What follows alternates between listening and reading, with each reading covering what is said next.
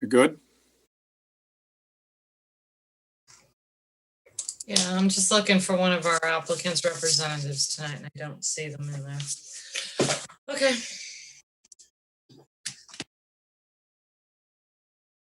All right. Thomas or Adriana, would you please start recording?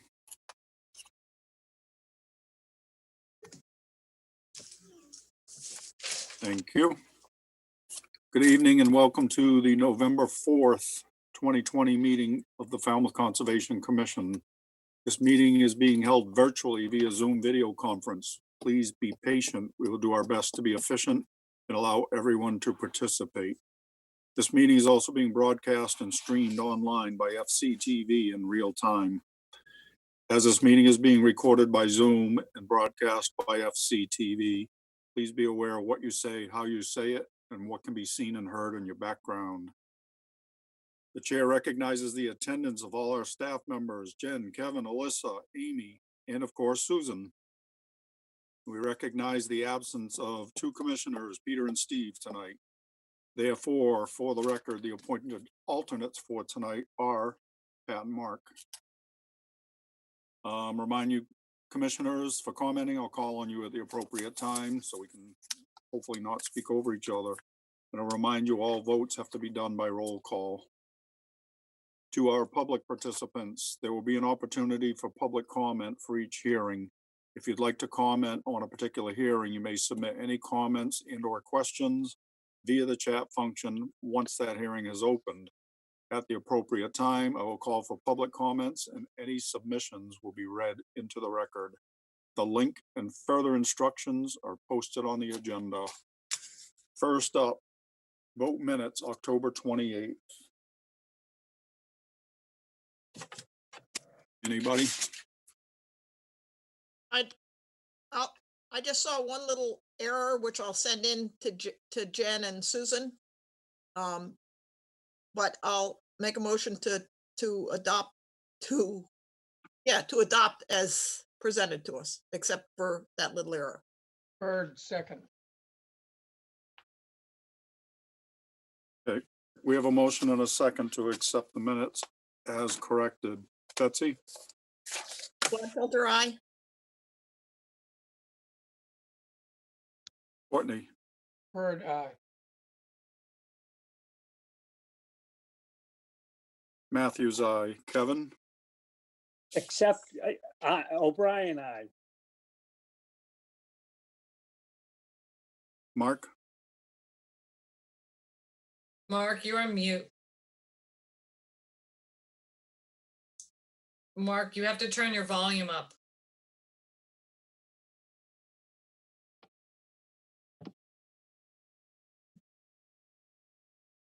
No, Mark, a little bit more. I don't hear Mark. Okay. Mark says aye. I see him. He's gonna call in because he's having problems with his volume, Jamie. But he said aye. Okay. All right, just so you know, my screen, I'm not sure I'm seeing everything. Maury? Carlo Hawks, aye. Pat? Harris, aye.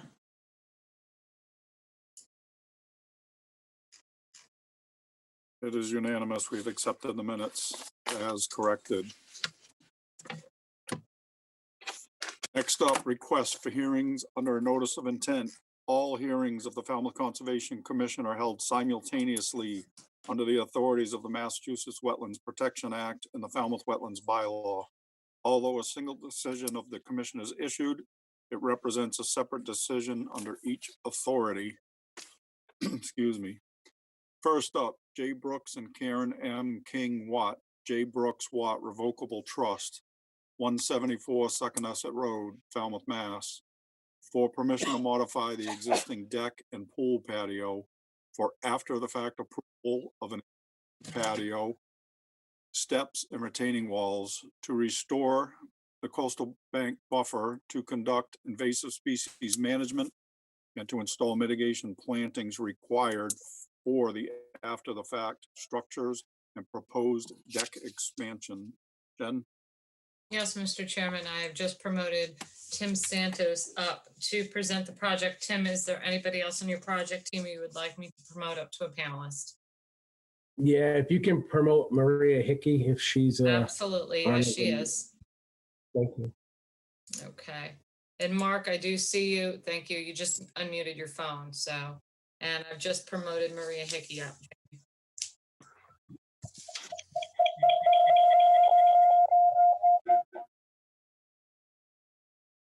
Are we good to go, Mr. Chairman?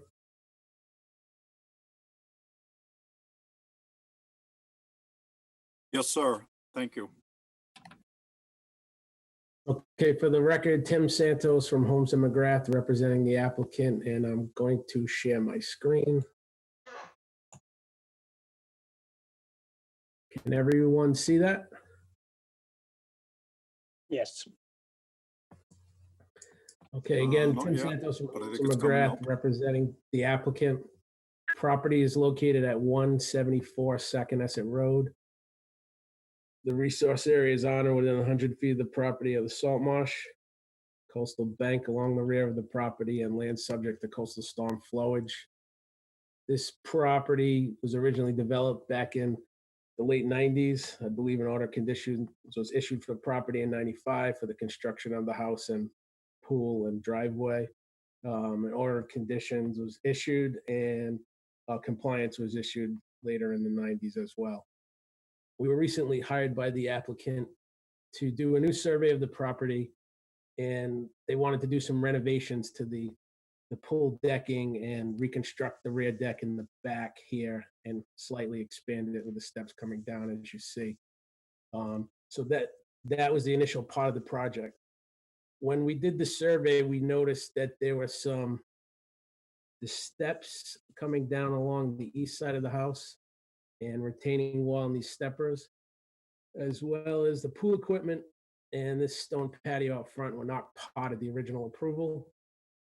So what we did in this project is we also included those landscape, hardscape type features as an after the fact approval.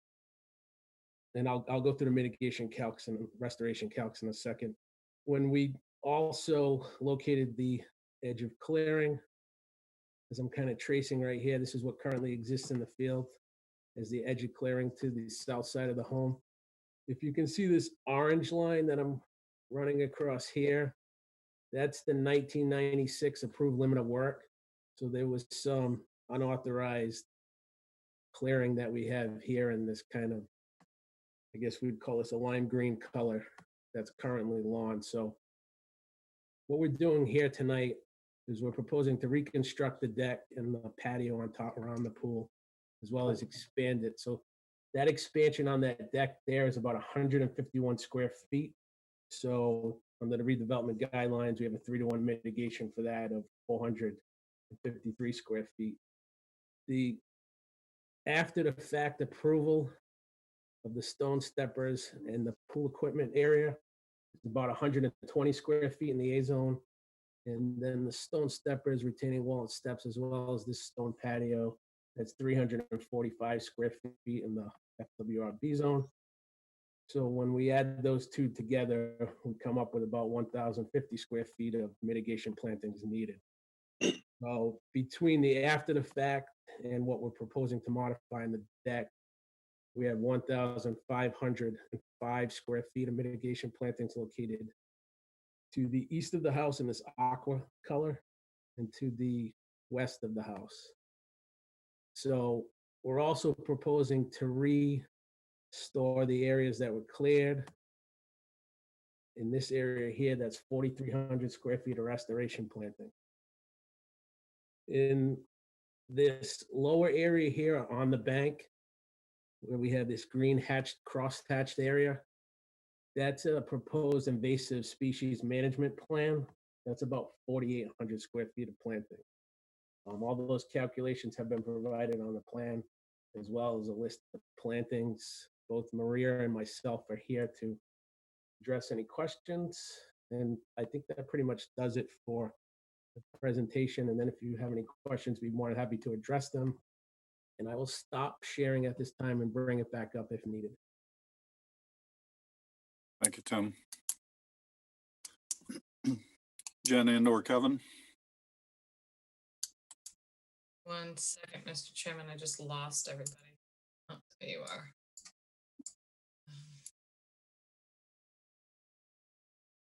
Second, there we go.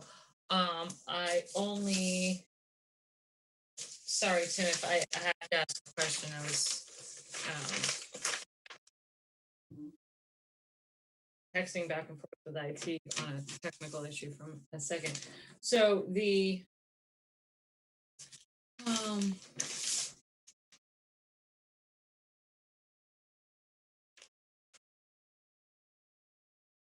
okay, so the restoration plantings are in the little plus mark ones, I'll pull it or back. the up if dots you don't again? mind.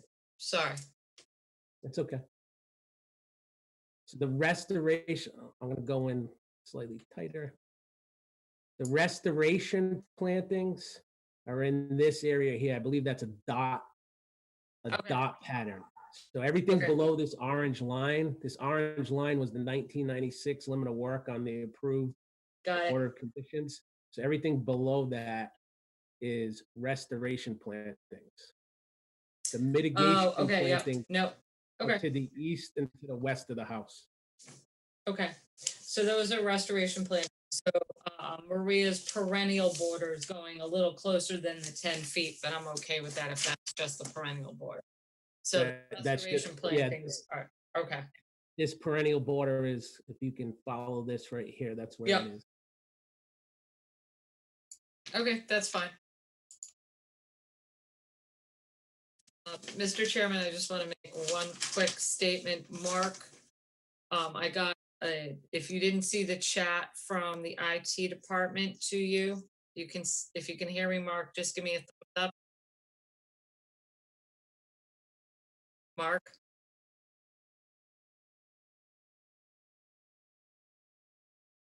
I don't think he can hear me.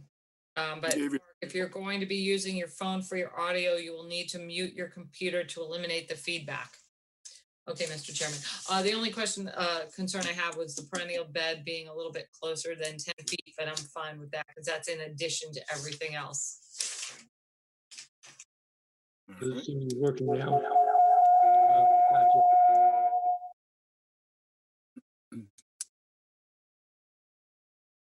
Kevin, do you have anything to add to that? Kevin Newton? No, thank you, Mr. Chairman. Okay. Betsy?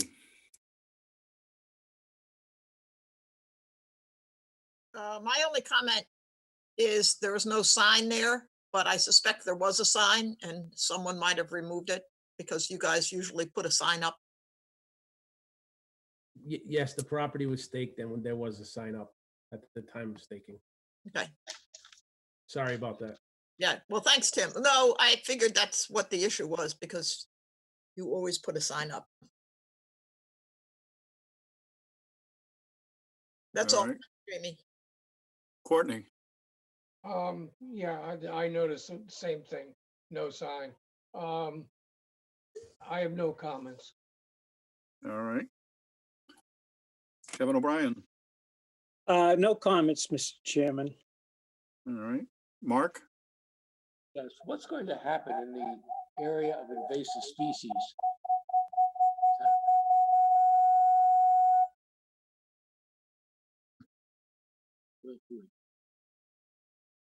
I'll let Maria discuss that, but she'll have to unmute herself.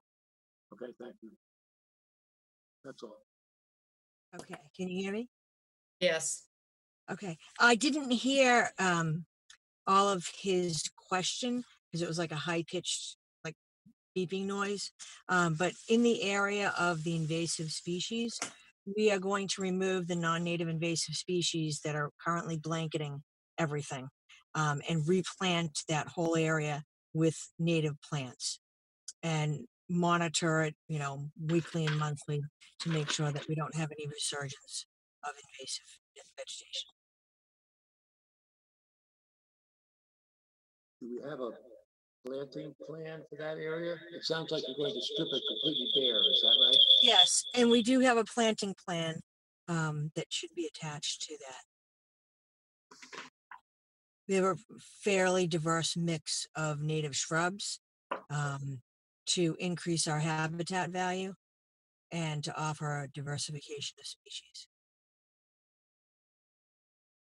Thank you. That's all. All right. Maury?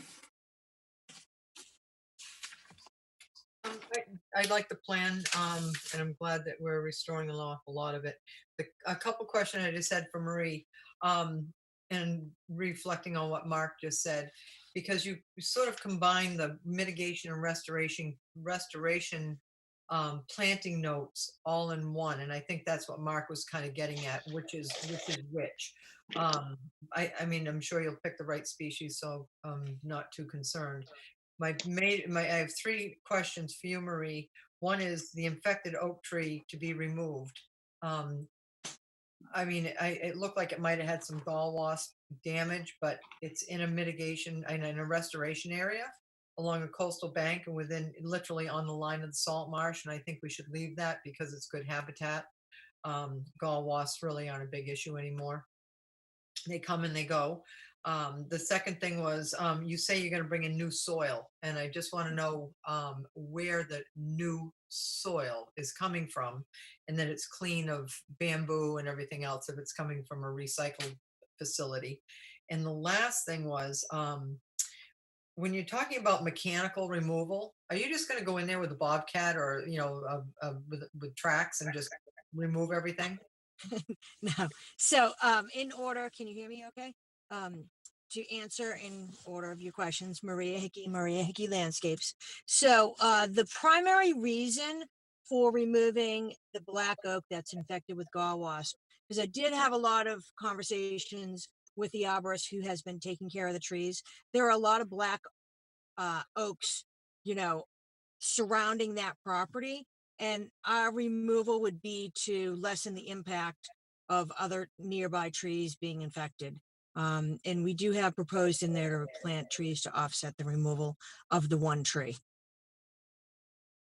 Second question, as far as new loam, I have a source that Barnstable County took samples of all different compost places on the Cape, and they rated this one #1. I've been using them for probably 20 years. So we mix compost and the loam together, so it eliminates any need for even any organic fertilizers, and it gives the plants a nice start on their planting and helps sustain providing nutrients for like a good 9 to 12 months. And as far as mechanical removal, it's only a mini excavator to lift up the limbs of the black oak that are probably pretty heavy. It would take 10 guys to carry them. And anytime on the upper lawn area that we need to remove, there's some big patches of greenbrier and things that I really don't want to get ripped apart on. So it's easy just to have the machine sit on the lawn and reach it. So that's about the extent of the mechanical. Most of it's done manually. All right. Well, with that said, I think we need to have wherever your source is. I'm really excited that you have one that's really good. Oh yeah, they're great. I can give you some articles too. Yeah, give us a documentation on where that comes from. You got from. it. And the path will only be used that you go down the path to get that oak out. Correct. Because I understand the weight of it.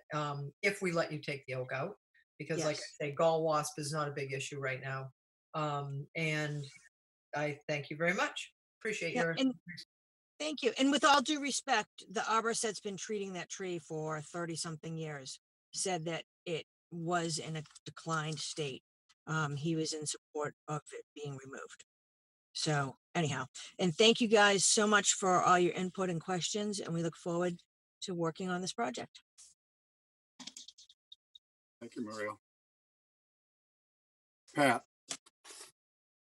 I just wanted a little clarity on what was approved in 1990 as it relates to the pool. I see that you, in your narrative, just now, you've told us that the square that's labeled pool equipment was not approved in 1990. Is that accurate? Yeah, I'll pull the screen back up for a second. Thank you. So I guess it's probably easier just to say what was not approved, for lack of a better term. So this pool equipment area right here was not approved. If you can see these stone steppers, the stone steppers and these retaining walls and this set of steps here, that was all not shown on the original plan from 1996, as well as the stone patio out front. So whether, I don't know why or how it got built, it just did. It's landscape, hardscape type features, and from a lot of laymen don't understand that they actually need permits for that. So that's why we're kind of here sometimes for these after the fact type of approvals. We brought it up to them.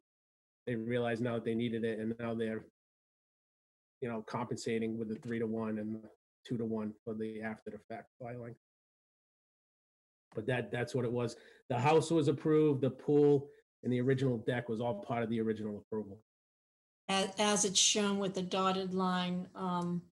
Yeah, so this dotted line you see right here, Yeah, that's where the current deck exists now.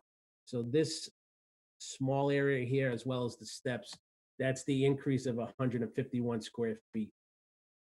and where the dotted line is shown, is that the delineate what was approved in 1990? Or is that Correct. different? Okay, so the Correct. only thing that was put in on the deck that wasn't approved was the pool equipment portion. Correct. This landscaping, paving, was not approved and is existing out there. Okay. Correct. Jen, I want to just defer to staff on the application of 1018-7E and how that applies to this. I know that we talk about decks not as the primary structure, but this deck is not closer to the resource area than the primary structure. So I think it's okay for them to add additional square footage, which they would not be allowed if they were closer to the resource area. Is that Correct. accurate, Jen? Okay. Correct. So I have no further questions. I mean, there could be an argument that a couple of those pavers are closer than the house. Could I look at that again? It's hard to tell because the coastal bank and the zone A,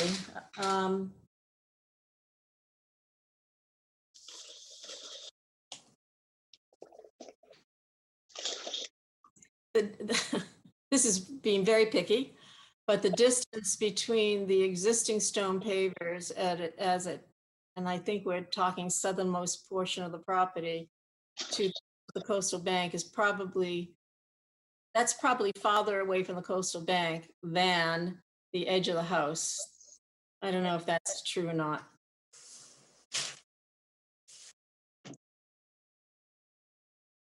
Getting into the weeds, and I apologize. I was. I mean, this is our Scale, closest point. Pat. This is our closest point, and we're no closer than this Than that point right point. here. So Okay. One of the things that was a little difficult to evaluate when I was out at the site is that there's no plan in your paperwork for the 1990 approval. So took me a while to sort of work my way around what you were trying to do.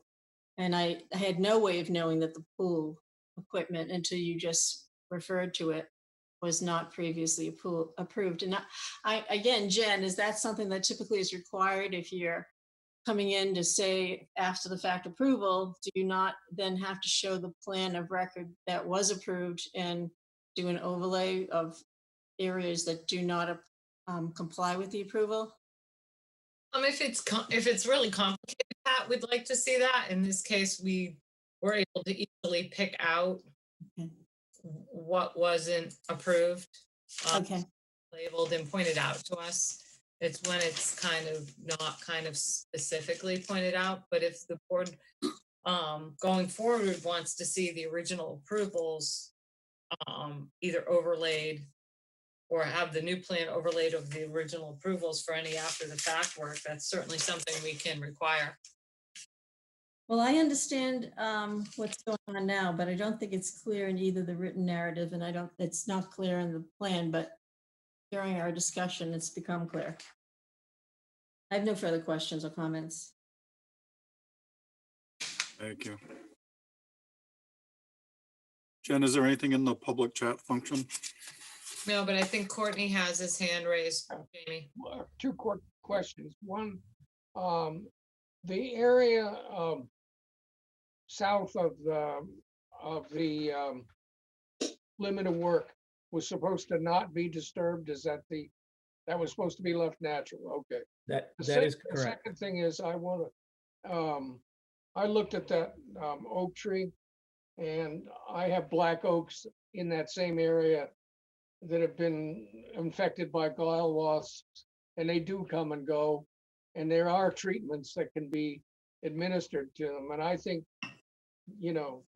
every effort should be made to keep that tree. It doesn't look that unhealthy. That's all I have.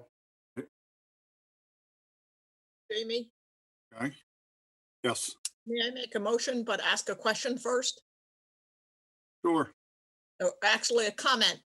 So I will admit that I misinterpreted Tim's plan. So I would find it very useful to have what was approved and then, an overlay with coloring showing what you're asking for approval. So that's to Jen, if in the future. Yep. And your agents are listening. Okay, So, and with that said, I'll make a motion to close the hearing and take it under advisement. Bird second.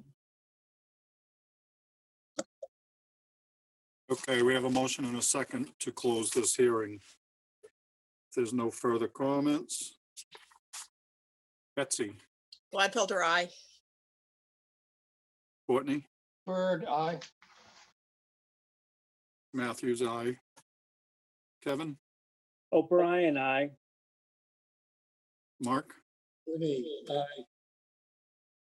Maury, Carlo Hawks, aye. Pat. Harris, aye.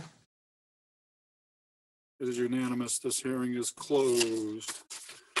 Thank you, Tim. Thank you, Maria. Thank you. Thank you for your time. Have a great week, everyone. Stay safe. you too, Tim. And have a good weekend too, Tim. Yes, have a great weekend. I just removed Tim before he was done talking. Sorry. Next up, Jonathan and Karen M. Moreau Kaufman, trustees, Kaufman Family Revocable Trust, 193 Shorewood Drive, East Falmouth, Mass. For permission to raise, RAZE, the existing single-family dwelling and to construct a new single-family dwelling with attached garage, stairs, deck, rinse station, AC and generator units, reconfigure the driveway and proposed water service, install a wall with, with landscape steps and crushed stone landing, install a dry well, remove 2 trees and replace with 2 tupelo trees with all associated grading, utilities and landscaping. Ben, Yes, Mr. Chairman, I have promoted Raul from Cape and Islands to present the project. I have also promoted the Kaufmans as requested earlier in the day, if they wanted to address the board. Well, you're up. Good evening. Can everyone hear me? Yes, you're a little muffled, Raul. See if I can get a little closer. There you go. Good evening. For the record, Raul Lizardi from Cape and Islands Engineering, representing the applicant, the Kaufman family. who are joining us in this Zoom meeting, in case somebody has any question. As it was noted, the locus is 193 Shorewood Drive in East Falmouth. The applicants just recently purchased the property. They closed the purchase this summer. Excuse me, Raul, are you attempting to share your screen? Not yet, but if you like, I can do that Okay. now. Right. Just didn't know if I should expect it.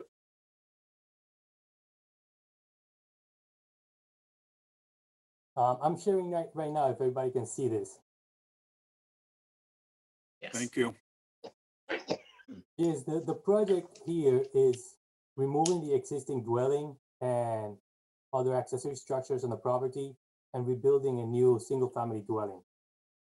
Over here is where the existing dwelling is located.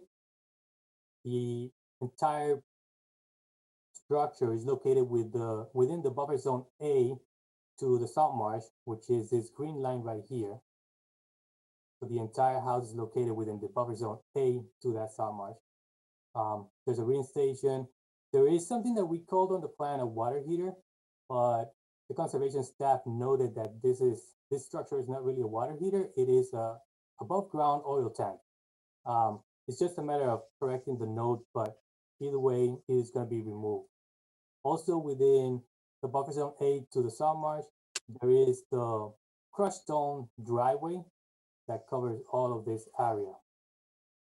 So the proposed project is to remove this house, remove all this stone driveway that's within buffer zone A and B, and in place, rebuild a new house further away from the resources and shorten up the driveway to terminate it in the new garage.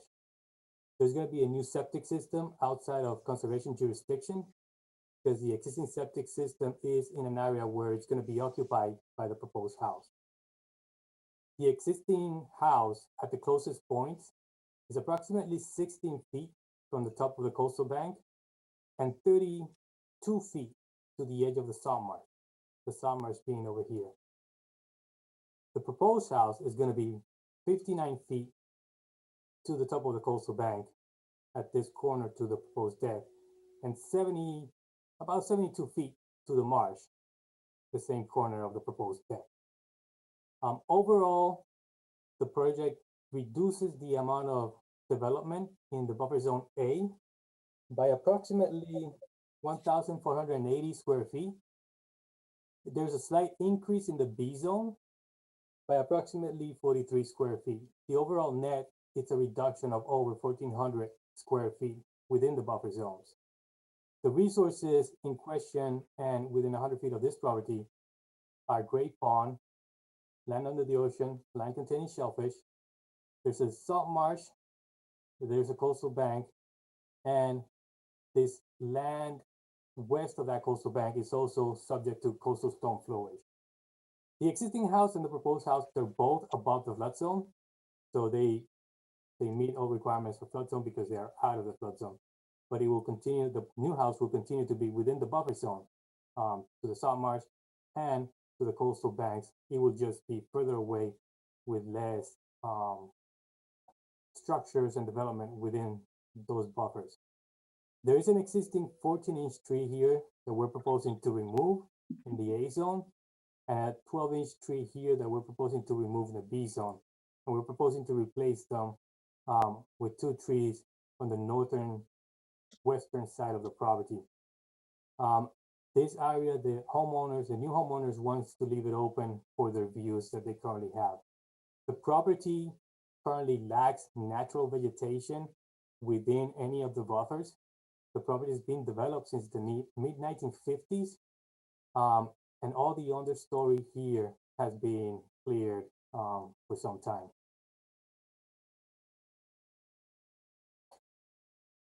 For mitigations, something that we're doing is we're proposing dry wells to collect the roof runoff, and the proposed grading on the front yard will continue to flow away towards Shorewood Drive. And it is going to be continued as a stone driveway to allow some permeability to the subsoils. If there's any questions, I'll be happy to answer.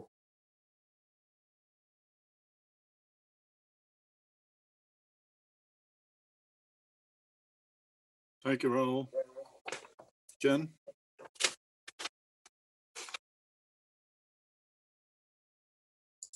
Sorry about that.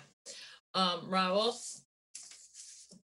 you cannot use dry wells as a mitigating measure when they're required by the order of conditions. So, I mean, it's really great to see you moving the structure towards Sherwood Drive. I really appreciate that. It's great. Just a couple of things though. You know, it's you basically almost once that new house is constructed, the house is going to be that whole lot's going to be almost devoid of vegetation. So you, although mitigations are required, you should be kind of offering some improvement to the location. So I'd like you to think about adding some improvement, some wildlife habitat to that lot, since it's almost non-existent. The other thing is the float on the marsh it's being improperly stored, so that will have to be relocated to the upland. And I think that's it. I think that the note on the plan regarding the either the water heater versus the oil tank, that can be easily fixed. But I think that the board should consider really requiring some sort of improvement to this lot. That's all the staff's questions are, comments, unless Kevin Newton has anything to add. No, Mr. Chairman, I just echo John's comments. Thank you. All right, Pat? No questions or comments. Okay. Maury? No questions or comments. The only thing I would like to say is that there was an improvement by moving the leach field back, which is a good thing. But the old house is quite a bit smaller. So other than that, thank you. Mark? Yes. Am I echoing that?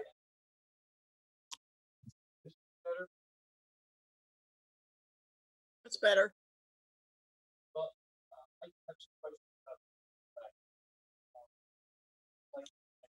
Now we can't hear you. You need to talk into the phone. Now, Okay, perfect. it appears there's this abandoned set of stairs going down the hill.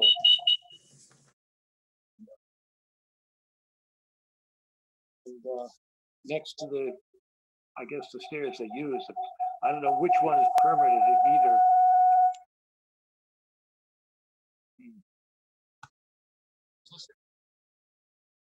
Yeah, right. How about this? Can you hear me now? Yeah. Yep. Well, it looks like there's a set of abandoned concrete block stairs going down the hill, which probably ought to be removed. And there's a whole bunch of, I don't know what you call it, concrete blocks and timbers and things down at the base of the hill, which probably should be removed. As long as take the boat off the bank there and store it somewhere else. That's about all. As far as the house goes, I'm fine with that. Okay, thank you. Kevin? No questions, Mr. Chairman. Okay. Raul, what's the heating source gonna be? If you're removing the tank, which I know you'd probably relocate if you're gonna use oil, but I believe the Sherwood has gas. There's a gas main on Sherwood. I believe they'll be tapping into a gas service okay, for any new appliances. At the moment, I don't have indications of a new oil tank to be proposed or installed on a property. okay. Thank you. Mr. Courtney? Chairman,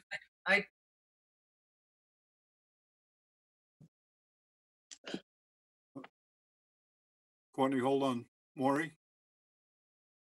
I forgot to ask the caliper inch of the two puller trees that are going to be replanted. The 14-inch oak that's being removed. Let me pull back the plan to look at the detail.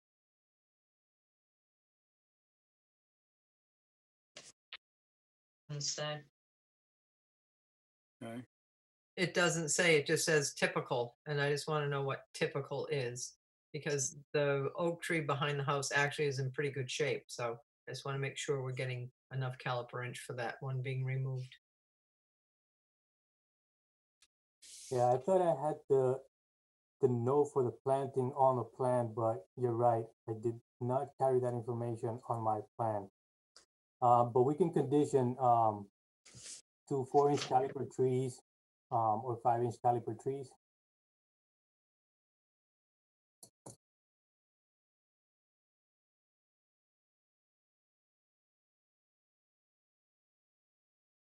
Maury, Yeah, I think we'll just condition, when we get to the order of conditions. okay. All right, Courtney, you're up. No questions. All right. Betsy, I think moving the house back is a big improvement, as well as moving the septic system back. But I would like to see Maury bringing up the idea, it's one tree to tree or caliper inch to caliper inch, and I don't think you want to plant, what would it be, 26 trees? But I think you could plant more than 2 trees and or some woody shrubs.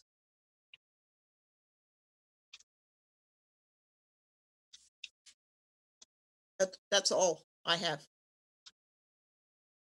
okay. And if we're insisting on some form of planting, how is he gonna have to do a revised plan? it would need to be done under a revised plan. Because we don't know how much, what does the board want? How many square feet does the board want? You don't want to be conditioning that now. So I think that if Raul can work with his clients to either plant additional trees if that's what they want, or come up with some additional buffer to that bank and marsh, and maybe a small area of the yard, that should be up to the applicant and Raul. Would you be okay with that, Raul?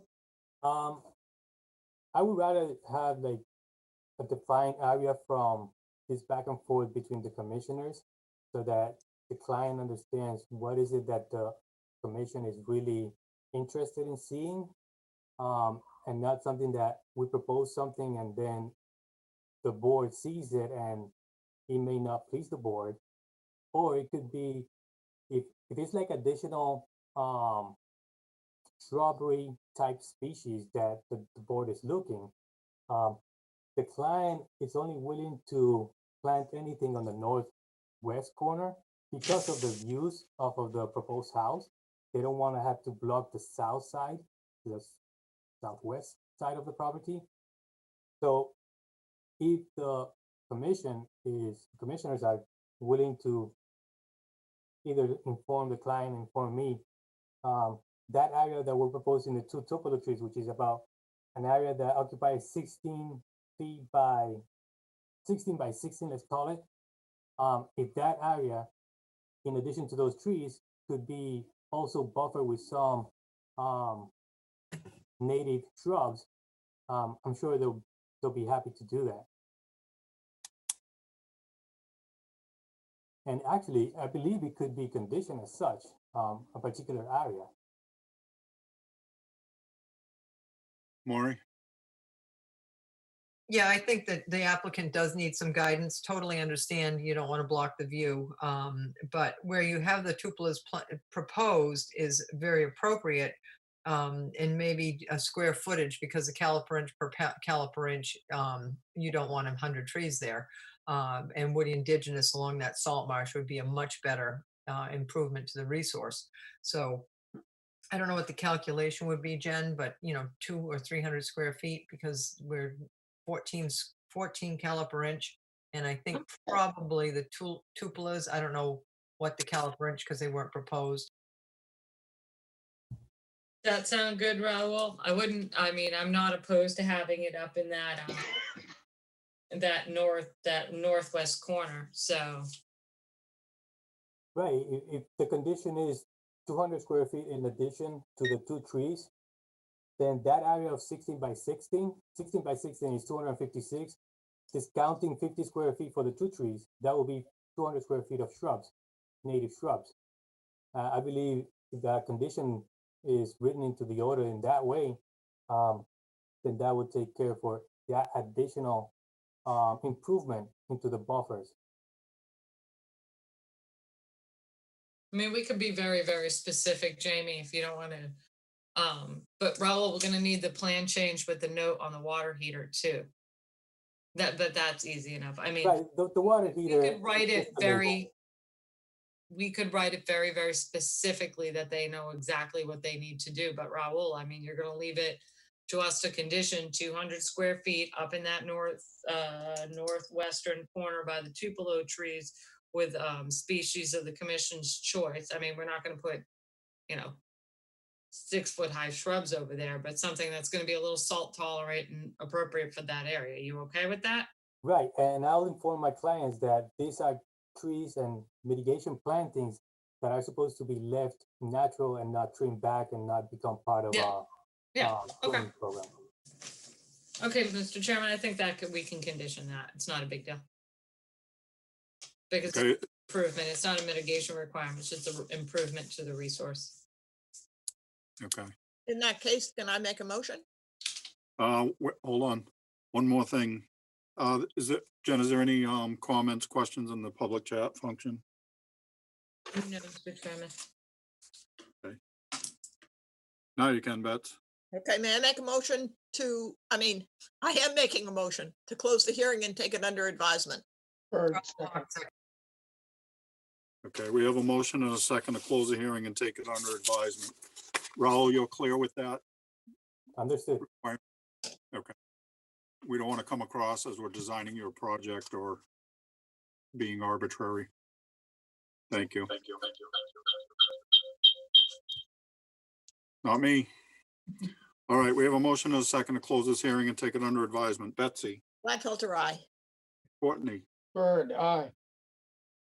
Matthews, aye. Kevin, Brian, I. Mark, Aye. Maury, Carlo Hawk's eye. Pat. Sarah Sun. It is unanimous. This hearing is closed. Thank you, Raul. Thank you. Good night, everyone. Good night, Raul. Good to see you. Good to see you. Night, Raul. Oh, maybe it's gone. Mr. Chairman, before you get started on the next one, you mind if I hop in for a second? Okay. Just want to get rid of that feedback from Mark's end. Hey, Mark, if you could do me a favor, leave the meeting from your phone, and on the bottom left where the normal mute and unmute button is, if you click the little up arrow next to it, it'll give you a menu, one of which the options will be switch to phone audio. It'll just give you a phone number and some numbers to dial. That'll just put you onto a single device instead of getting the feedback. Thank you. Thank you, Thomas. Thank you, Thomas.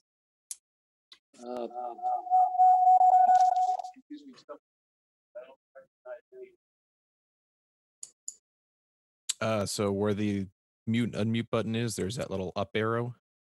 Got that. I've got to a. Yep. And then one of the options should be switch to phone audio.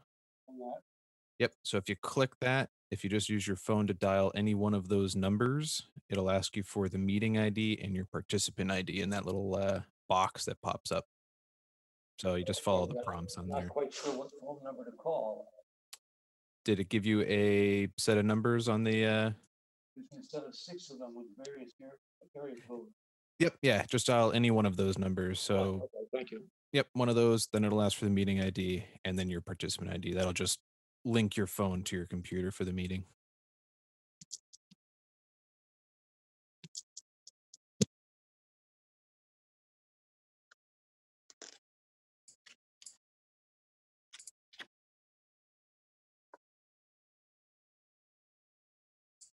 We're stalling.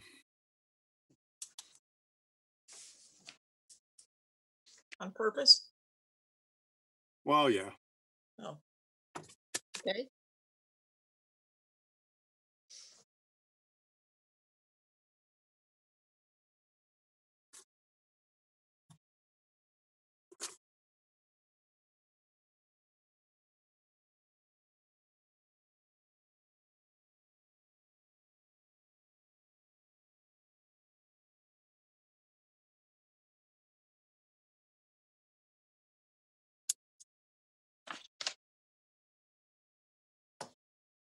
All right, you good, Mark?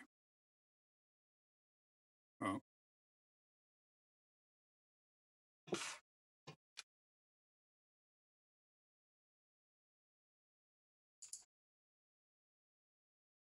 Mark, can you talk so we can hear you?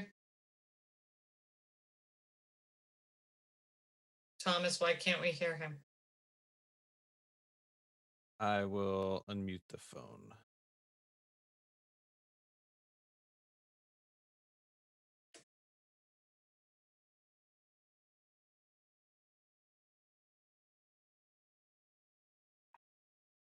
Does that do any good? That's perfect. Thanks, Mark. Okay, you can go on now, Mr. Chairman. He just muted himself again. Yeah. All right, thank you, Thomas. Appreciate it. All right, next up, Nyes Neck Association, Inc., 0 Westwood Road, map 0402B, parcel 041046, North Falmouth, Mass. For permission to perform maintenance and make modifications to an existing licensed pier located in Buzzards Bay. Jen? Yes, Mr. Chairman, I have promoted Joel from the Woods Hole Group up to present the project. Joel, is there anybody else on your project team that I'm promoting up at this time? I didn't see anyone in attendance there. Okay, excellent. You're up. Great, thank you very much. For the record, Joel Kubik with Woods Hole Group. We prepared and submitted this application to do the modifications to this previously licensed pier in North Falmouth. I'll share my screen so I can show you a little locus and the plans. Everyone see this, the locus map? Okay, so Nyes Neck neighborhood, private neighborhood. This is an association pier on the north shore of that neighborhood. This pier was originally licensed in 1951, again in 1956 because of a recording issue, and then that was a previous owner. And then again in 2016 for the current Nyes Neck Association, it was relicensed, and also the existing floats were licensed as part of that application. It is a timber pile with decking as well as stones below. I'll show you a picture. It's fairly unique. It's construction. There's dense amount of piles along there. If you look at the stone fill underneath, it is shifted and it's pressing on the timber members and piles themselves. And over time, and along with the decay at this site, just due to current conditions there, a lot of these piles have shown deterioration, be replaced, as well as some of the steel tie members, the upper decking and support structures underneath there.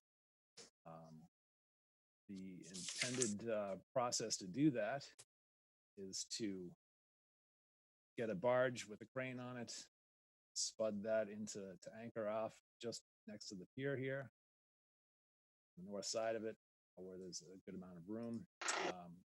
Pull those piles as they can, dispose some of those stones, pull the stones that aren't embedded in the grade below it out of there, just because they aren't doing much good to the pier itself. They aren't really necessary to protect from wave impacts, because there was a stone growing next door to it, and there's another one about 200 feet up north here. Northeast. And they're just doing more harm than good. So we're going to expose those wherever we can by taking out whichever piles need to be replaced, pull out those stones, and not the embedded ones, but the piled up, and then replace those piles as we can. This licensed pier was proposed to be 12 feet wide. It's currently 9 feet wide. Trying to stay within the same footprint. If necessary, you know, it doesn't really work for the structure, but we might have to do some other different kind of yoke system to support it if it really happened. We're not expecting that, but we're looking at whatever could happen because we are working site there that is somewhat limited as far as, you know, what might happen with the surface below it, how easy it is to drive piles through there. So the intent is to have that barge off to the north here, remove and then install the new piles. Most of that work is all going to happen from there. During inclement weather, it's going to be that barge is going to go find safe harbor either in Magansett or another harbor where when it can, it'll stay anchored off the pier here for the efficiency there. There will be some stockpiling of small materials in the parking area here and have those be brought out to the pier as needed. Some of the decking is going to be replaced. Some of the other timbers are going to be replaced. Those kind of things might not have to be brought in on the barge. They could be just brought out along the pier as needed. Any debris is obviously going to be taken off site. You know, we're trying to replace everything as we can within the same footprint, as I mentioned. We're not going to cause any long-term damage to any of the resources here. So there shouldn't be much disturbance from this project. I'd be happy to answer any questions if anyone has any. I'll stop sharing. Thank you. Jen? No, Mr. Chairman, the staff didn't have any comments, unless Kevin has some. Kevin? Newton? I do not. Thank you, Mr. Chairman. All right. Pretty straightforward to us. All right.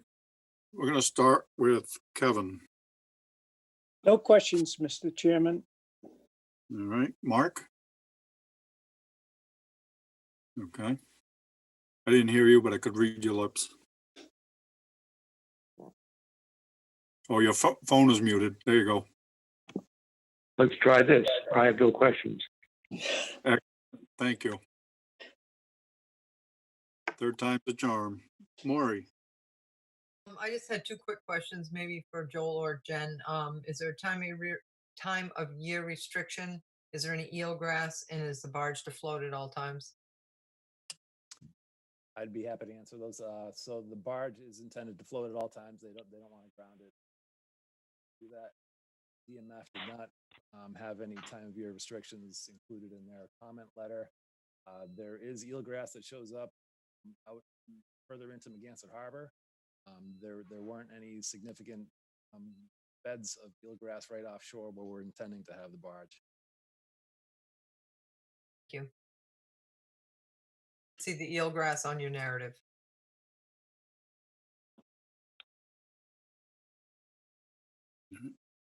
Pat? No questions or comments. Betsy? You're muted. Yep. Yeah, no, I just unmuted. So I just have a comment, and I love to see these old piers and to see what happens with it. And I just think it's interesting that when it was designed with these heavy piles, and then someone thought it was a good idea to stick all those boulders in between, but it just shows you what happens when you have high wave energy, and it turns out that the boulders were destructive. So it's an interesting project.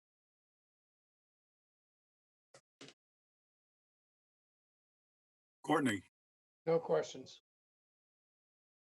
All right. Jen, is there anything in the public chat function? No, Mr. Chairman. Thank you. So may I make a motion? Please do. Make a motion to close the hearing and take it under advisement. Bird second. All right, we have a motion and a second. If there are no further comments, I'll take the vote. All right, Betsy, Gladfelter, aye. Courtney, Bird, aye. Matthews, aye. Kevin, O'Brien, aye. Mark, Gurney, aye. Maury, Carlo Hawks, aye. Pat. RSI. It is unanimous. This hearing is closed. Thank you, Joel. Thank you, everyone. Thank you, Joel. Mr. Chairman, can I jump in? Mark, can you put your phone on speakerphone? Is that what you had it on before that was causing the feedback? I'm gonna have to hold it. I feel bad for you, and so does IT for you having to hold your phone. It's on speakerphone. Okay, It's very perfect. faint. Oh, okay. That's louder. Is that louder? Nope, that's good. Mark, might I suggest you could grab a pair of earphones? I got some earphones. I should really figure out what's going wrong with this computer. Sometimes it's on, sometimes it's not. Okay, I'm just trying to help you out, Mark. That's working. All right, next up, Joseph R. and Jean M. McCabe, 58 Eel River Road, East Falmouth, Mass. For permission to raise, RAZE, the existing single-family dwelling and to construct a new single-family dwelling with associated clearing, grading, landscaping, and mitigation plantings. Ben? Yes, Mr. Chairman, I am promoting Mr. Borselli up as a panelist.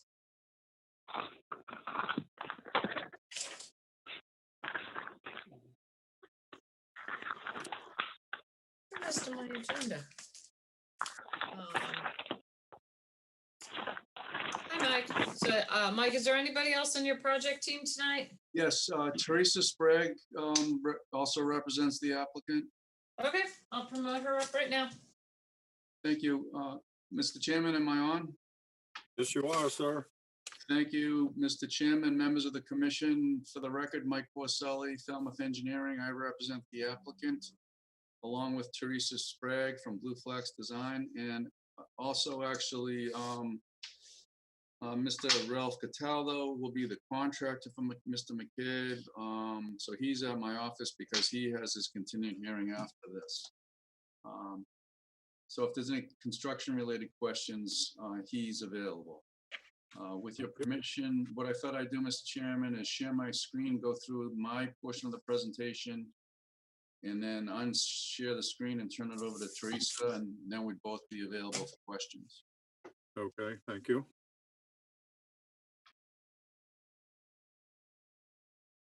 Okay, so hopefully you're seeing my site plan. Yes. The McCabe's own the property at 58 Eel River Road. The property contains just over 38,000 square feet of land. It has frontage on Eel Pond. And the associated wetland resources include land under the ocean, land under a salt pond. There's a coastal beach. There's a strip of salt marsh. There's a coastal bank, a portion of which I've highlighted as eroding on the northeast side, and a portion of which is non-eroding. In addition, there's land subject to coastal storm flowage. The associated no disturbance zone A and Bs are also shown on the plan, 100 foot from the salt marsh. And in this case, we show a 75 foot from the entire coastal bank because a portion of it's eroding versus the 50 foot no disturbance zone for a non-eroding coastal bank. And since the no disturbance zone is 75 and A and B on 100, the outer buffer zone B, which is shown here, is 25 feet. Since there's a V zone on the water frontage, there's also a 25 foot line parallel the Falmouth wetland regulation velocity zone. So on the property today is a single family dwelling, a driveway, and, open yard areas. The yard is not very well manicured. It's fairly rough landscape, I guess, is to be kind. Mr. McCabe acquired the property, and his plans are to raise and reconstruct the existing dwelling. The existing dwelling is shown highlighted in red in the background for reference. There's also a page 1 of the plan set that's devoted entirely to just existing conditions. We've shown all the trees, brush areas. Working with the architect, Bill Lee, the McCabe's developed a footprint that's shown like this, and it's oriented in a way to maximize water views. There's a circular driveway. There's a new septic system placed in the most remote section of the lot up by the street. And all of the proposed activities are outside the no disturbance zone A. In addition, as I'm very much aware, there is also a no structure zone under your regulations. And you have a policy where 10 foot from the limit of work to the structure is preferable. So we've designed the deck so that the closest point of the deck to the limit of work is 10 feet. So all of the work, all the activities associated with the house are barely in the outer buffer zone B and mainly in land subject to coastal storm flowage, in this case in A. Actually, I stand corrected. It's the rest of the house is actually not even in a special flood hazard zone because from this blue line into the lot is above the base flood elevation. So the house is barely in the outer buffer zone B to a coastal bank. There are some activities associated with the project that are in the buffer. There's an existing masonry path that leads to a licensed dock that's shown here. That's proposed to be reconstructed in the same footprint, but veer off from its location here to a place that comes out at the center of the deck. There's an existing masonry patio in this location that the McCabe's would like to basically just redo over in the same footprint. It makes for a nice sitting area right by the dock. So they're hopeful and plan to retain that, just renovate it in the same footprint.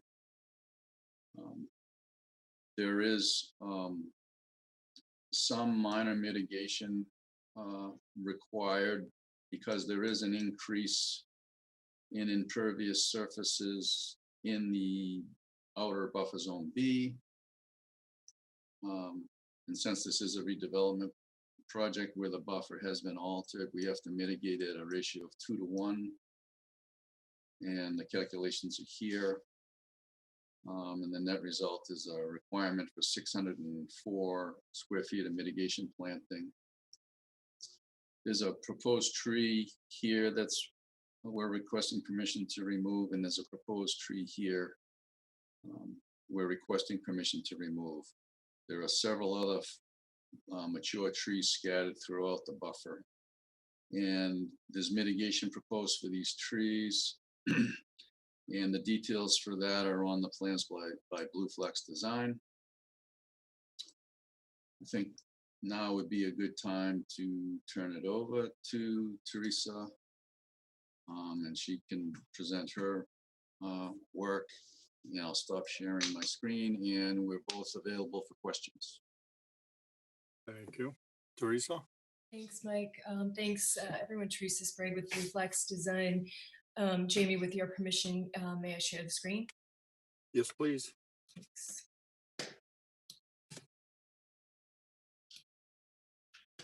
Okay, Thanks, everybody. So I am showing the mitigation, the proposed mitigation plan, as Mike pointed out.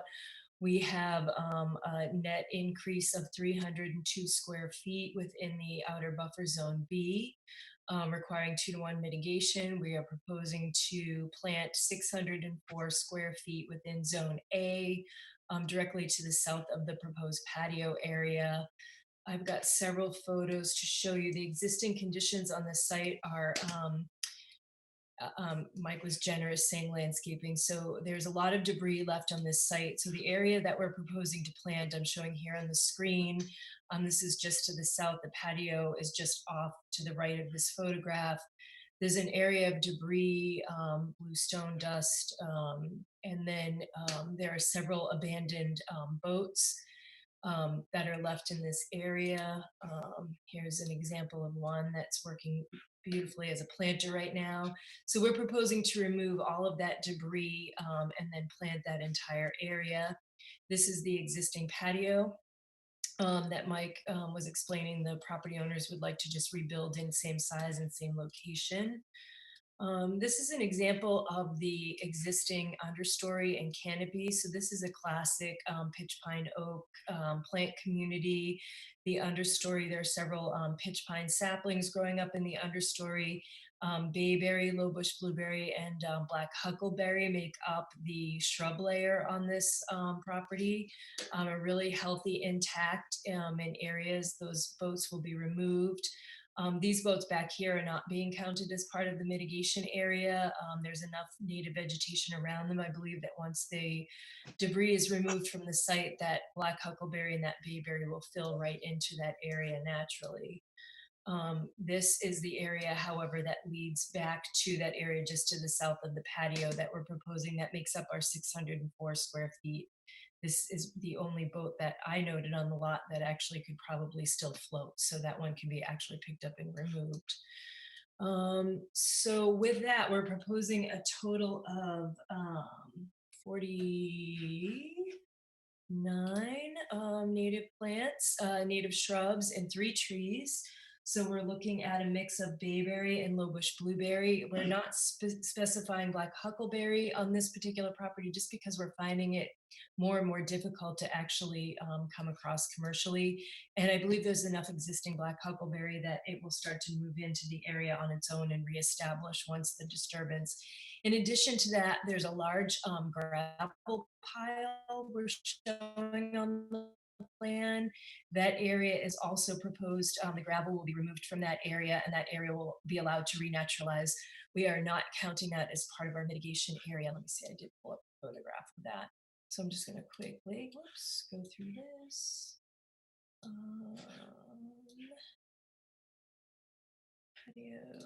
Oh, here's a pile. There's that gravel pile that we're proposing to also remove that gravel and allow that area to naturally revegetate, which means that with the exception of the small patio area and the walkway to the dock, the entire buffer zone A will be in a naturally vegetated state.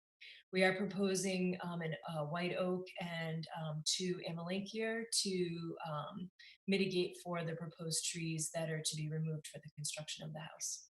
So with that, I'm happy to answer any questions about the proposed existing conditions or mitigation. Thank you, Teresa. Ken?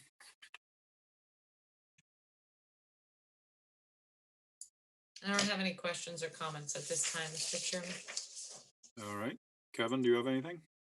Kevin Newton? Not at this time, Mr. Chairman. Thank you. All right. Thank you. Let's see. Let's start with Maury. I just had a couple questions, and there's a 14-inch and a 16-inch oak being removed, which is 30-inch caliper, and you're proposing a 1 to 2 inch oak and 2 7-gallon amelanchias. And on your plan, Teresa, you show the canopy of that replaced 1 to 2 inch caliper oak as 80-foot canopy by scale. And I'm looking at all the oaks and everything around it. It's a beautiful, big, huge tree in the corner on your plan, but looking at the trees on the site, none of them really have an 80-foot canopy.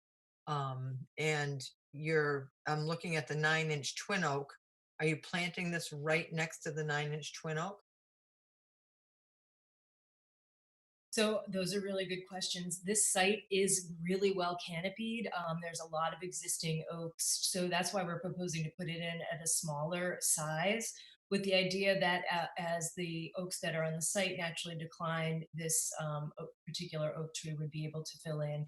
You're right, most of the oaks on the site are red and black oak. They don't have as large of a canopy as a white oak. We are proposing a white oak here just because we believe it would be appropriate to the site and provide a little bit of diversity. We'd certainly be open to using another species. I wouldn't recommend necessarily going up in size simply because it is such a well canopied site. We could probably put in a 2.5 to 3-inch caliper if the commission would prefer that. We're proposing a smaller caliper oak just to sort of fit in and be easier to plant, minimize the amount of disturbance around to the surrounding area. We do have it placed more than an appropriate distance off of the other oaks. Squeezing in another tree is challenging on the site because it is so well canopied. In addition to that, similarly, we could go up in size on the Amelanchier. We could do something in the 4 to 5 foot or 5 to 6 foot range. Once we get bigger than that, the root ball is a little bit larger and we'd have to do more disturbance in order to plant it. So I'm completely open to the commission's thinking on how you'd like us to proceed with mitigating for those trees. Well, that was my concern, is I'm not against the smaller size at all, because I think that I think you're trying to shove your trees in an area that's well treed. You Right. might want to look for a place where you were showing the blueberries and the huckleberry and everything else where the dirt pile is. Maybe put one there. I know you want your vista. I totally get your 25-foot vista, which you are not showing on this plan, and you might want to, so that you're not blocking your view. But I really am not comfortable with, like I say, 30 inches being taken out and pretty much cramming them up in the corner where it's all really well vegetated and beautiful right now. So you can think on that one. Also, the patio has no dimensions on it, and I would really like to know if that was ever legally permitted. And that's a Mike question. And then the low bush blueberry, which I will say the stuff that was there was very healthy. And at first I was against the low bush blueberry so close to the walkway, but it seems to be what likes to be there. And also on Mike, on your plan, you did not show the dirt pile or the gravel pile. You should probably put it on your plan so it reflects Teresa's plan, so they're both the same. That was all. But like I say, 30 inches are being removed and we're only getting a little bit back. So I'd rather have more little ones because the pines are doing well there and it's establishing quite well. Thank you. Thank you. All right. Pat? When I was out at the site, I saw a wooden raft just south of the dock on the beach. Are you familiar with what I'm talking about, Mike? I'm not familiar with that at all, Commissioner Harris. I think that, my question is, one is the landowners and, the whole issue about storage in winter. Has anything been done with that, if that's his raft?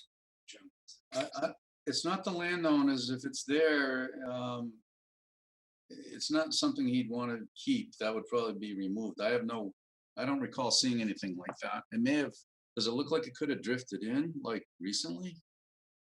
I don't know. I can't answer that. Yes, it does. It looks like it drifted in from somewhere. Oh, well, it's Doesn't probably look like just, it belongs there. yeah, we'll be pulling that out. Okay. No other questions or comments? Thanks. Thank you. Betsy?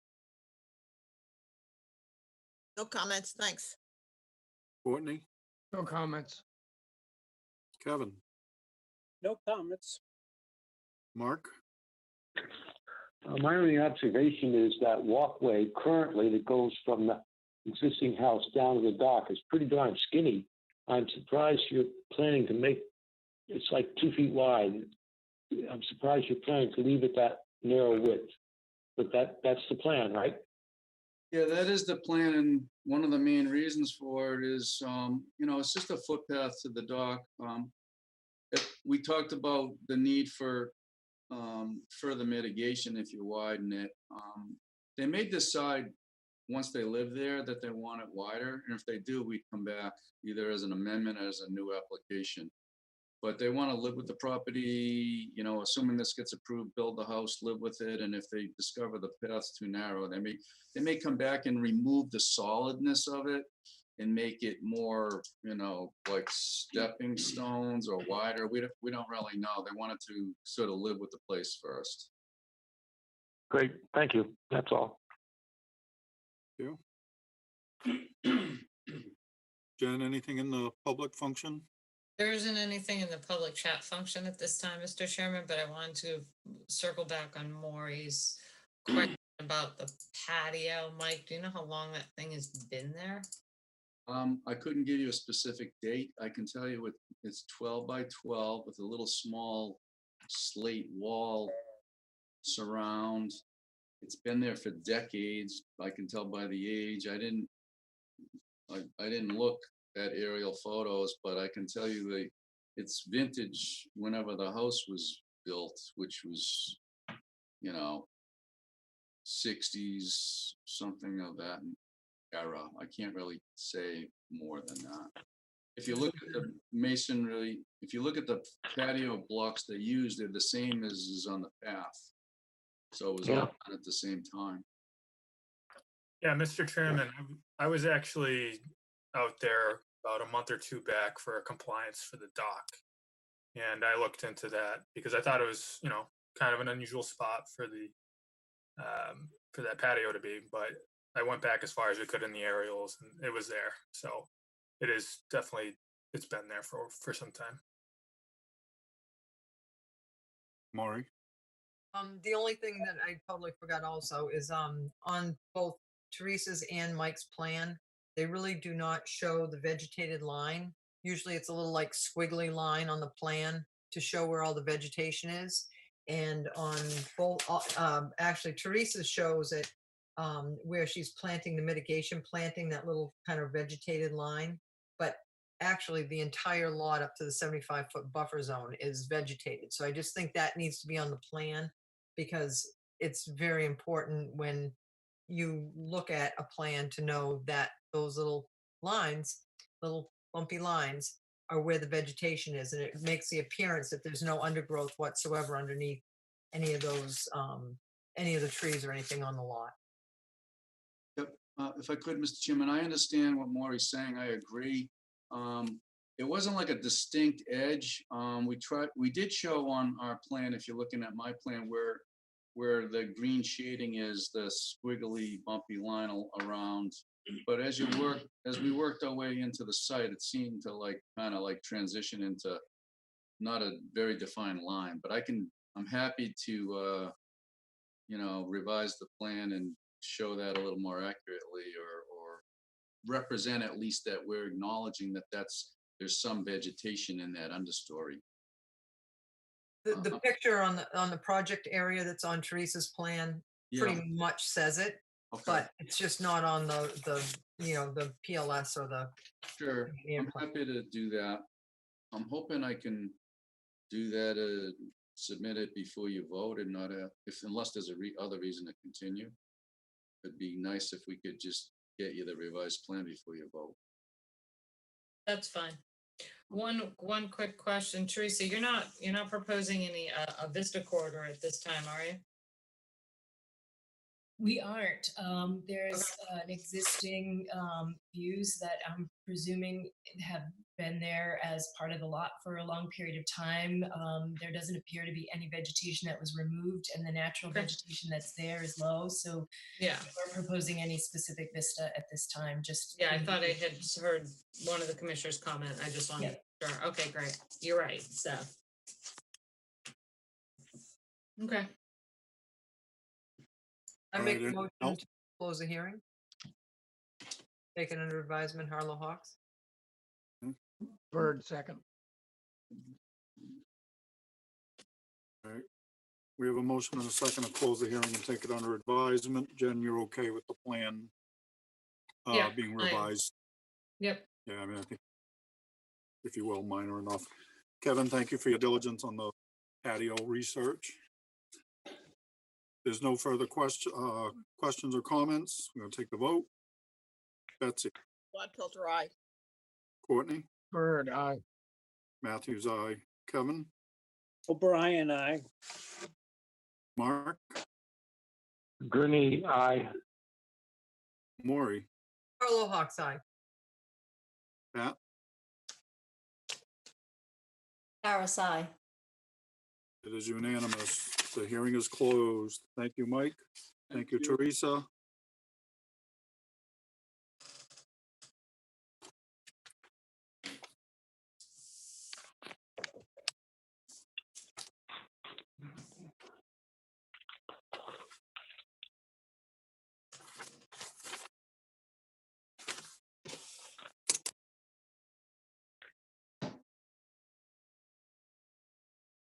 Bear with me 1 second.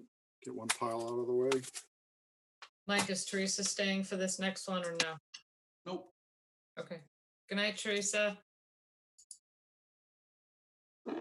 All right, next up are continued hearings under notice of intent. First one, Ralph Michelle Cataldo, 0 Bridge Street, Lot 41, Falmouth, Mass. For permission to construct a single-family dwelling with a garage, deck, driveway with all associated clearing, grading, and landscaping, and to install a Title V sewage disposal system. Jen, you want to go right to Mike? Mr. Chairman, I think the board continued this hearing to have the applicant look into providing that 10-foot limit of work between the structure and the limit of work. That has been done. The site has been restaked, so I don't think there was any other issues with the proposed plan. Unless Mike wants to say something. I think you summed it up. Short and sweet, that's the way we like it. May I make a motion? Sure. All right, make a motion, close hearing and take it under advisement. Bird, second. All right, we have a motion and a second to close the hearing, take it under advisement. However, does anybody have any questions and or comments? All right. Quick one, I like that. Betsy, We all like quick ones. Gladfelter, aye. Courtney, Bird, aye. Matthews, aye. Kevin, O'Brien, I. Mark, Gurney, aye. Maury, Carlo Hawks eye. Pat. Harris, aye. Jen, is there anything in the public function? There isn't any, Mr. Chairman. Okay. Mike and Ralph, thank you for working on that, shifting the way you did. Thank you, guys. It is unanimous. The hearing is closed. Thank you. Thank you. Thank you. Have a good evening. You as Good night. well. Thank you, Ralph. Thank you.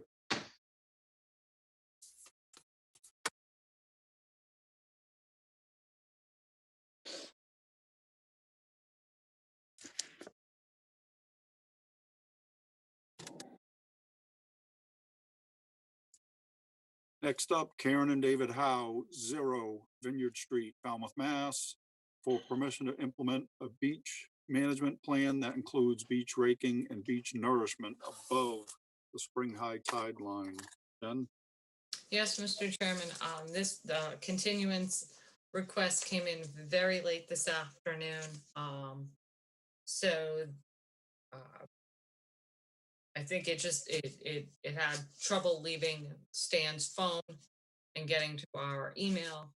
So we frantically reached out to Stan, who requested a continuance until November 18th. I told him that date was unavailable, so he agreed to the December 2nd date. So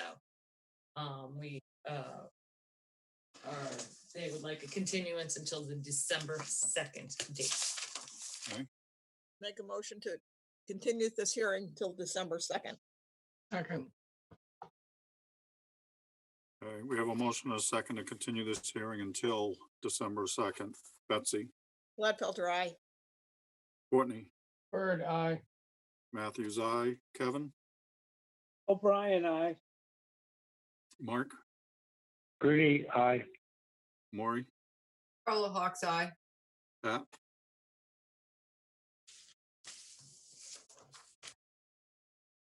Pat, you're muted. Harris, aye. I apologize, Mr. Chair. Not a problem.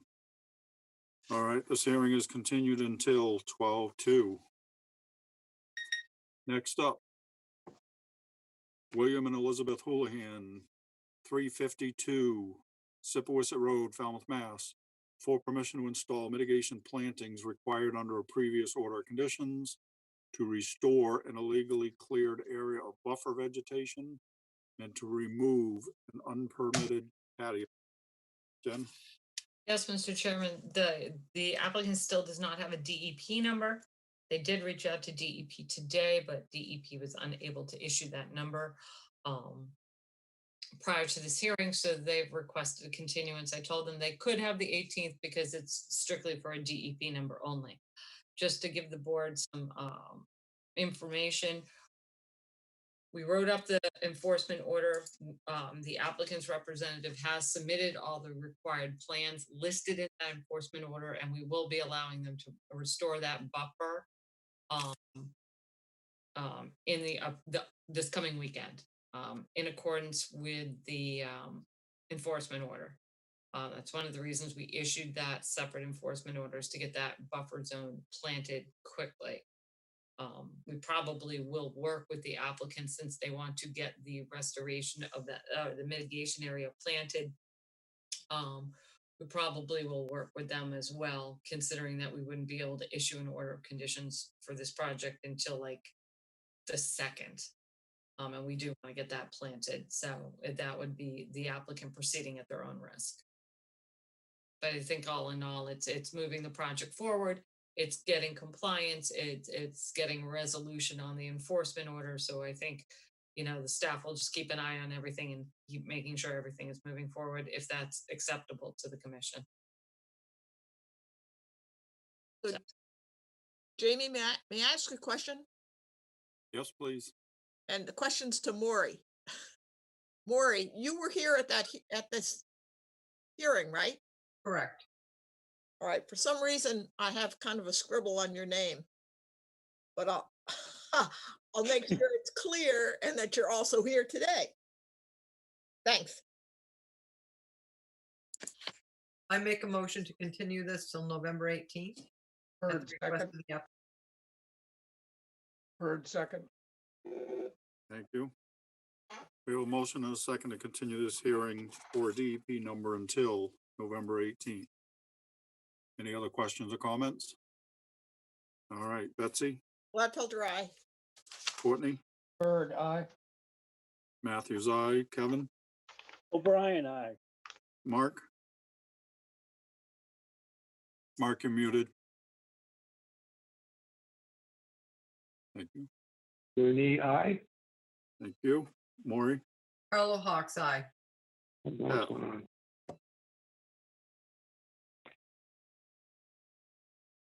Pat? Harris, aye.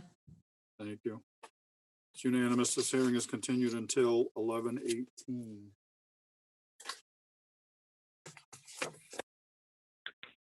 Next up, request to amend the existing order conditions.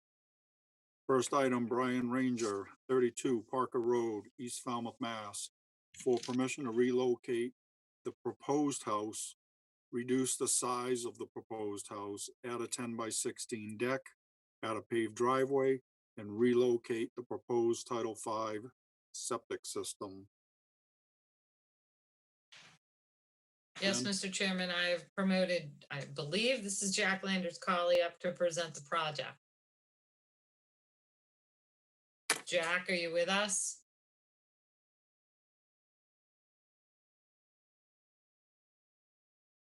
Can you hear me now? Yes. Yes, Jack. Okay.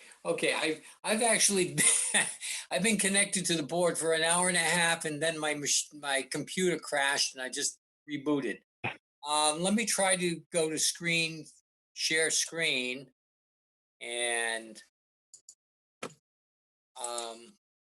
I don't know if you can see this image or not. Yeah. Not yet. Not yet. Not yet, that I've done something wrong. I doubt that. Yeah, I just, well, Don't worry, Jack, I'm coming to get you. okay, I'll just hit cancel here. Okay, for the record, my name is Jack Landers Colley. I'm a civil engineer in private practice, and I've been retained by Mr. Ranger to present the plan that's before you this evening. One This second, project- Jack. Excuse me? So 1 second while I bring the plan up for you. Because Thank you. your plan. Okay, just give me 1 second.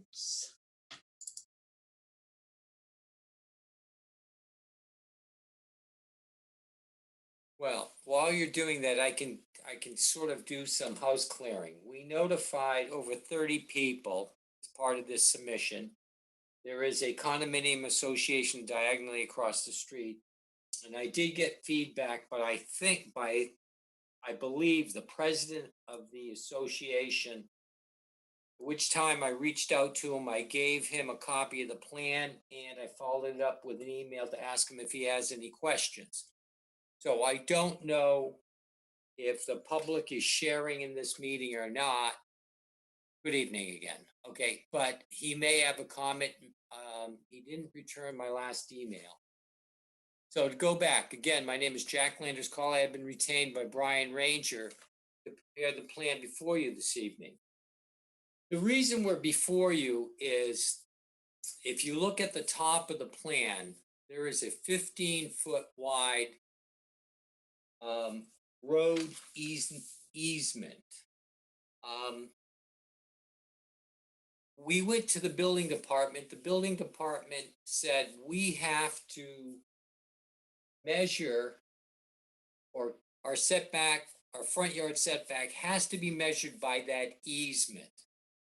So what we had to do was come up with an alternate design where we kept 25 feet away from that easement. Albeit we don't think it's going to be built, albeit we don't know why we have to hold the 25 feet. It's just so the board knows, we argued that since the easement wasn't shown on a deed, but it was shown on an old plan, we felt compelled to show the easement, but we didn't necessarily believe that it was necessary. And if you take a careful look at the plan, at the top of the page, you'll see the existing dirt road is actually parallel and about 5 feet to the property line. So having said that, we redesigned the site. We are approximately 9 feet closer to the isolated wetlands than the prior application. And we did that by shrinking the size of the house. One would think that if we had to stay at an additional 15 feet, we would be 15 feet closer to the wetland. But the applicant came up with an alternate design. On the plan, we actually list under notes the approved lot coverage and the proposed lot coverage. And I'd like to bring your attention down to the lower half where it says the proposed lot coverage by structures is 1,330 square feet, which is actually 270 square feet less than the prior approval. Having said that, the paved area has gone from 310 square feet approved by the Conservation Commission to 718. And the reason being is we had to move the house an additional 15 feet more or less back. So the driveway ended up being longer because it was longer. It required more pavement and it's proposed to have a larger coverage. Anyways, again, if you go down the notes, you'll see that the total proposed lot coverage is 2,048 square feet or 7.3, and the approved was 1,910. So we're very, very close to what was originally approved. I think the biggest difference is instead of being 73 feet away from the isolated land subject to flooding, we are now 63.8 or 64 feet. Other than that, everything else is identical.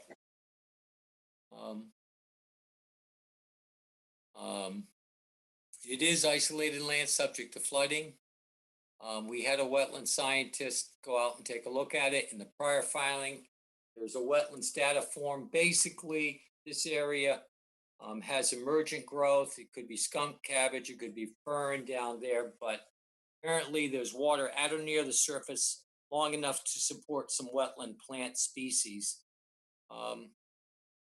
As a sidebar, the lots both to the east and west did not file an application before the Conservation Commission because this wetland was hard to see, and I think it just went undetected in the prior applications.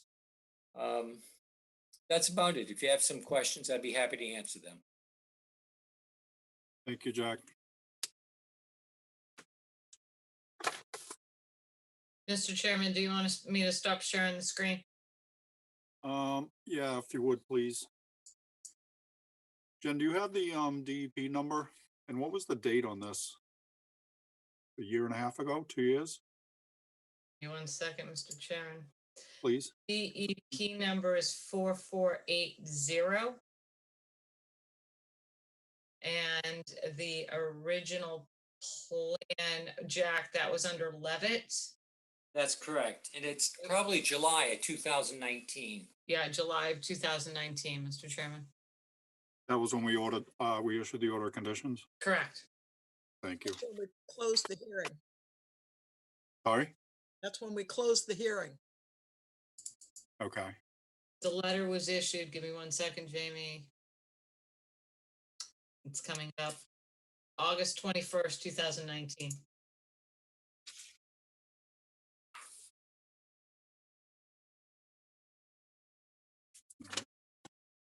Reference. I don't know if everybody remembers this project. Let's start with some comments. Betsy? I remember the project and I have no comments. Okay, Courtney? No comments. Kevin?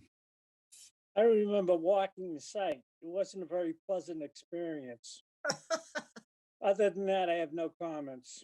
All right. Mark? I have no comments. Thank you. Maury? No comments. Pat? This is more a question for my own edification. I see that there's plenty of room to have the limit of work 10 feet away from that deck, but it's only 5.6.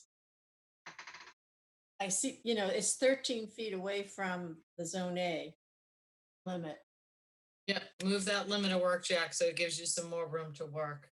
You have plenty of room in there.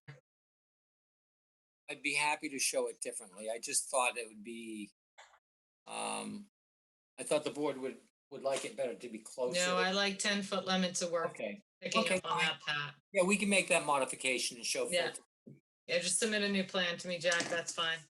Okay, very good. No other questions, thanks. Thank you. Jen, anything in the public function? Hang on, Mr. Chairman, because there are a lot of people in the attendees list and I'm not quite sure why.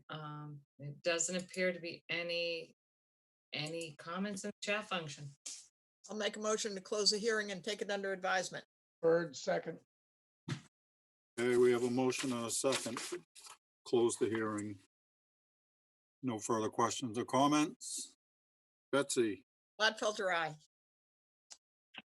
Courtney? Bird, aye. Matthews, aye. Kevin? O'Brien, aye.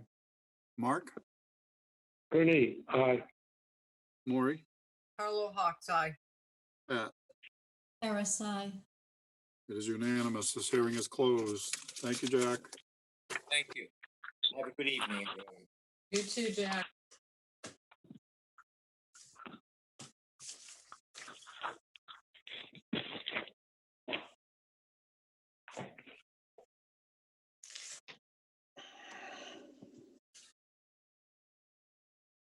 Next up, request to extend the existing order of conditions. Christine M. and John H. Boyle, 15 J Road, Falmouth, Mass. DEP number 25-4155, requesting a 1-year extension. Yes, Mr. Chairman, the staff is recommending a 1-year extension. What's the reason? Just finishing up some work, Courtney, some landscaping. They want to come back and do like a vista pruning application, so I'm just finishing up some landscaping around the site, okay? Okay. All right, I move to approve the 1-year extension. Bird, second. Okay, we have a motion and a second to allow the 1-year extension. Betsy, Gladfelter, aye. Courtney, Bird, aye. Matthews, aye. Kevin, O'Brien, aye. Mark. Mark, you're muted.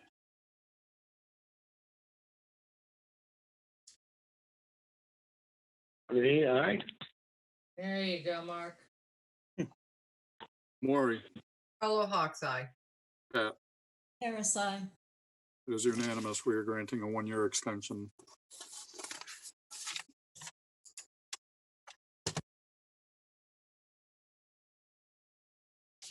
Next up, vote order of conditions.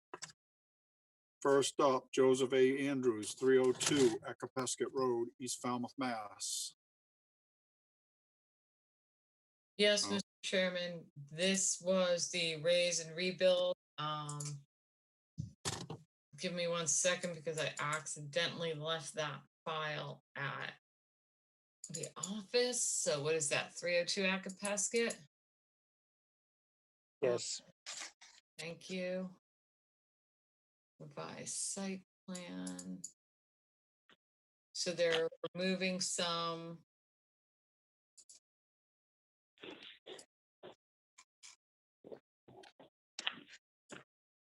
There were some discrepancies after the first staff report. They went back, redid it.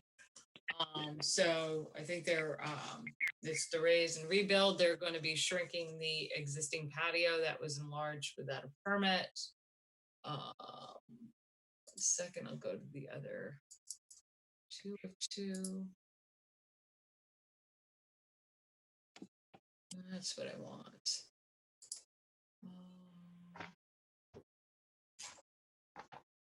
There was the back and forth between the applicant's attorney and the abutting attorney regarding that wall along the property.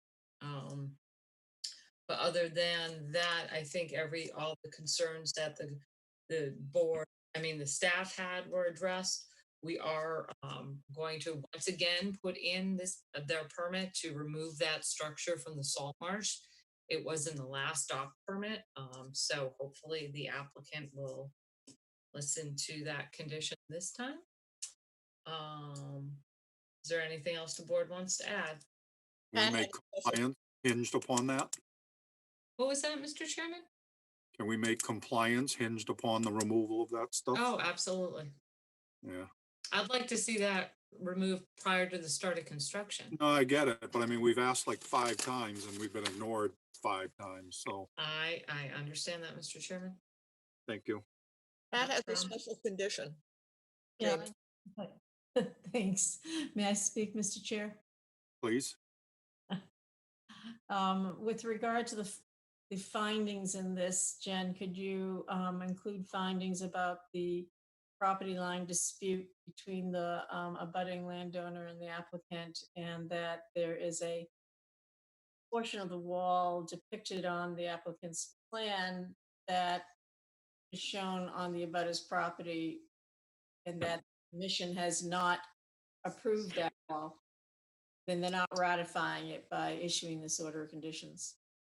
Portion one, but property commission did not approve. Approved. Thank you, Pat. And this order does not ratify that wall, something like that. Right. I can Okay. take a look at it if you'd like.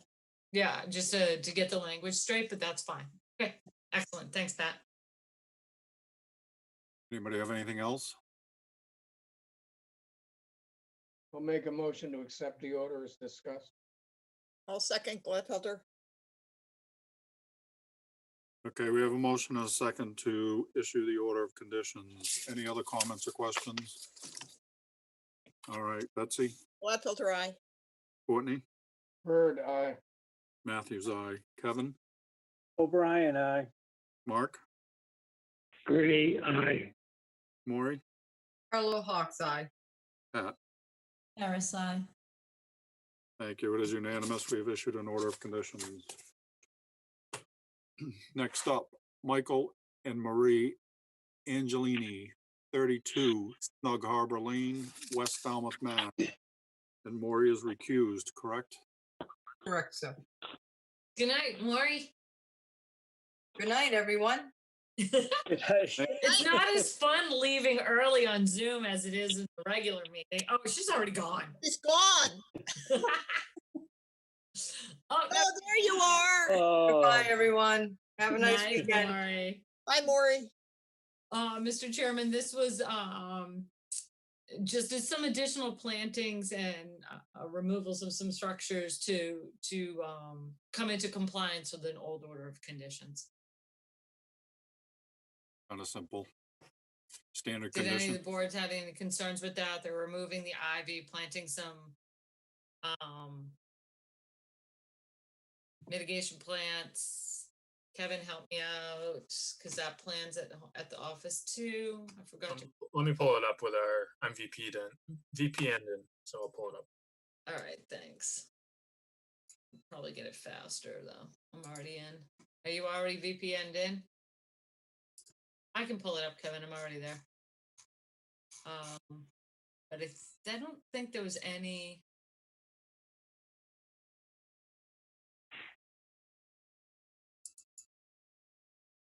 I don't think, Mr. Chairman, there was any Feels anything concerns special. with this plan. Refresh the board's memory. Do you guys want to see it or do you all remember it? Get up if you have it. Okay.